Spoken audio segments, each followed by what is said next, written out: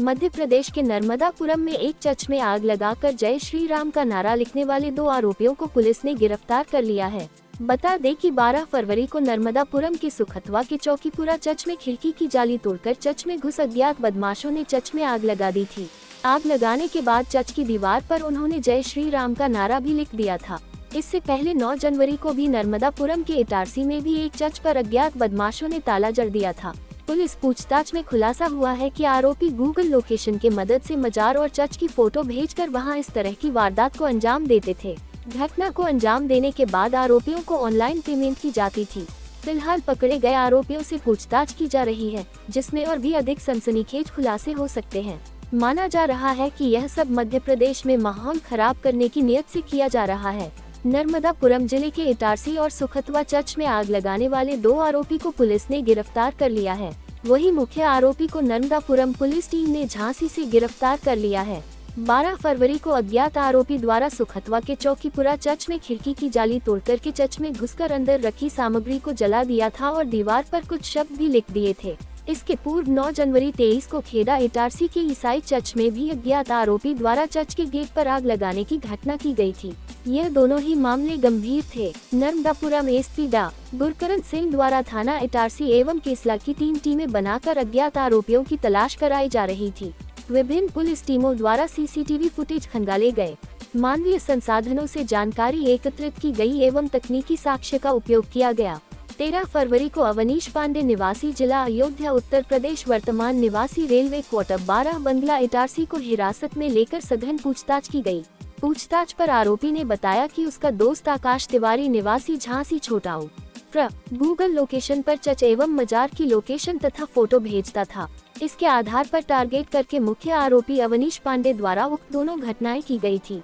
यह कार्य करने के बदले में दोनों ही समय आरोपी अवनीश को आकाश तिवारी द्वारा ऑनलाइन पैसे भेजे गए थे।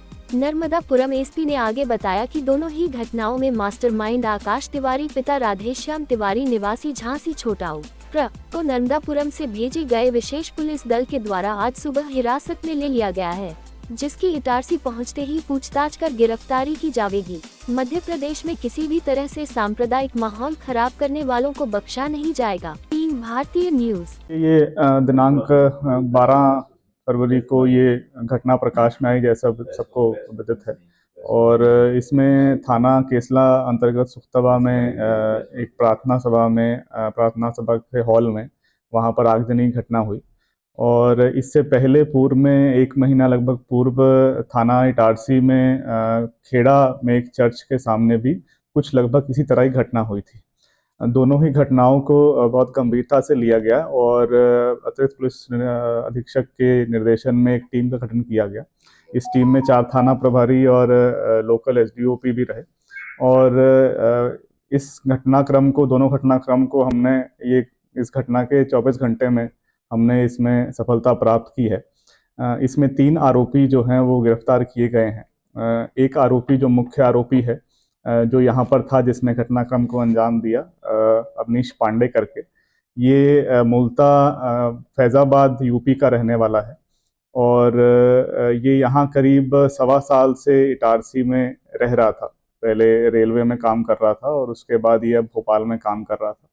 इसके अलावा इसके साथ एक और आरोपी थाना केसला की घटना में रहा है, शिव करके, जो एक इलेक्ट्रीशियन है, उम्र करीब 28 साल, और ये रेलवे में काम करता है। इसका पड़ोसी है। इसके अलावा जो इस घटना का जो मुख्य सरगना है वो एक आकाश तिवारी करके हैं, जो झांसी के रहने वाले हैं, जो वहीं से रहते हुए ये पूरे घटनाक्रम को अंजाम देता था।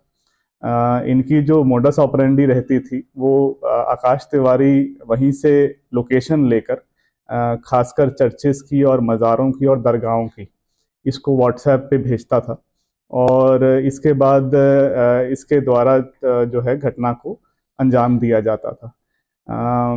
इसके बदले यहाँ पर घटना करने के बदले इसे कुछ पैसे भी उस आरोपी द्वारा दिए जाते थे।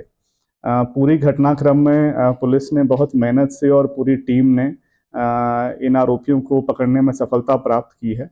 और ये संदेश देना चाहते हैं कि कोई भी अगर सांप्रदायिक सौहार्द बिगाड़ने की कोई कोशिश करेगा तो उस पर सख्त कार्रवाई की जाएगी। सर क्या जैसा कि मैंने बताया कि जो मुख्य सरगना है वो अभी अभिरक्षा में ले लिया गया है और यूपी से वो यहाँ लाया जा रहा है। फिलहाल यही कह सकता हूँ कि पैसे का लोभ एक रहा है इनके मन में। कुछ कुछ पैसे वो जो है मुख्य आरोपी जो है इसको ट्रांसफर करता था और इसके अलावा इनके मन में ये भी भाव रहता था कि धर्म के प्रति, हमारे धर्म के लिए कुछ काम करना है, तो ये भी इनके मन में रहता था। और भी कहीं हमने पहले वारदात का अंजाम दिया? देखिए, जैसा कि मैंने बताया कि 2 घटनाएं यहाँ जिले में की हैं।